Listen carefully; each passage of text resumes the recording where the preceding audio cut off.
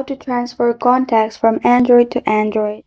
Hi everyone, it's Sophia to assist you today. Without any delay, let's jump right in. First, open contacts on your device.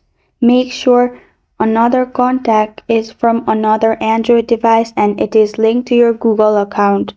After it's linked to your Google account, click on Organize, which is located on bottom right corner of your screen. In here, you'll find Import from File option.